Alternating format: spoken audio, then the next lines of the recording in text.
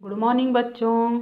आज हम क्लास 6 का 6 चैप्टर पार नज़र के पाठ का आगे का अध्ययन करेंगे, क्योंकि हमने इसके पहले आगे का अध्ययन करके शब्दार्थ का भी अध्ययन कर लिया था।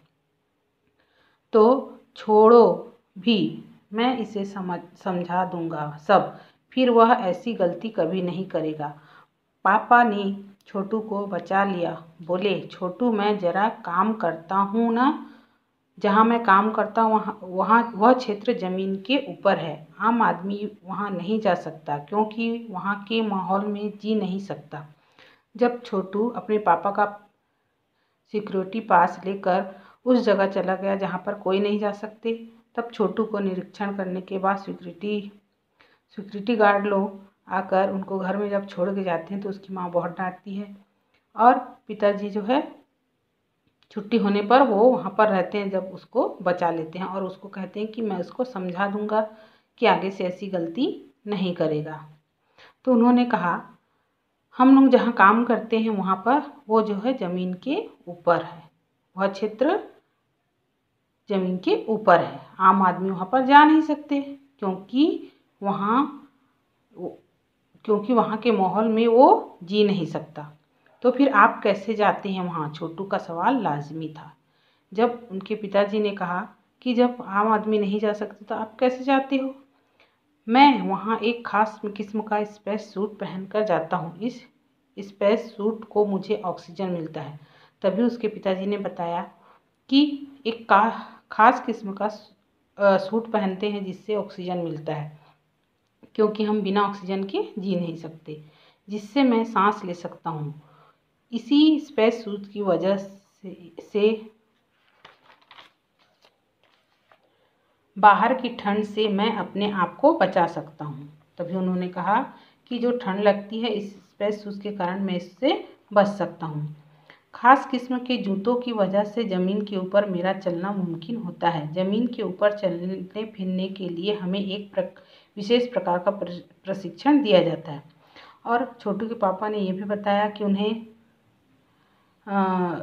चलने के लिए एक विशेष प्रकार का जूता दिया जाता है और उनको प्रशिक्षण भी दिया जाता है किस प्रकार से वो वहाँ पर चले। छोटू सुन रहा था। पापा आगे बताने लगे, एक समय था जब आपने अपने मंगल ग्रह पर सभी लोग ज़मीन के ऊपर ही रहते थे। तब छोटू के पापा ने बताया कि एक समय ऐसा था तब मंगल ग्रह के लोग ज़मीन के ऊपर रहते थे, बगैर किसी किस्म के यंत्रों की मदद के, बगैर किसी खास किस्म की पोशाक के हमारे पुरखे ज़मीन के ऊपर रहा करते थे। तभी उन्होंने बताया, बिना किसी अलग प्रकार के कपड़े शूज़ के बिना हमारे जो पूर्वज थे वो ज़मीन के ऊपर रहते थे। लेकिन धीरे धीरे वातावरण में परिवर्तन आने लगा। कई तरह के जीव धरती पर रह रहे थे। तभी उसके पिताजी ने बताया कि धीरे धीरे वातावरण में परिवर्तन होने लगा, जिसके कारण धरती में जो जीव रहते थे एक के बाद एक सब मरने लगे। हम परिवर्तन की जड़ में था। इस परिवर्तन की जड़ में जो है सभी लोग, परिवर्तन होने के कारण सभी लोग मरने लगे। सूरज में हुआ परिवर्तन, सूरज से हमें रोशनी मिलती है, तो किस कारण से उसके पूर्वज मरने लगे? छोटू के पिताजी ने बताया कि सूरज के होने वाले परिवर्तन से उनको रोशनी नहीं मिलती, उष्णता मिलती, और इन्हीं तत्वों से जीवों का पोषण होता। उनको जो मंगल ग्रह के जीव थे, सूर्य की रोशनी से उनको भोजन मिलता था और गर्मी से ही उनका जीवन चलता था। जब सूरज की रोशनी में परिवर्तन हुआ तो उनको सूर्य की गर्मी नहीं मिली, जिसके कारण वो धीरे धीरे मरने लगे। इन्हीं तत्वों से जीवों का पोषण होता है। सूरज में परिवर्तन होते ही यहाँ का प्रकृति संतुलन बिगड़ गया।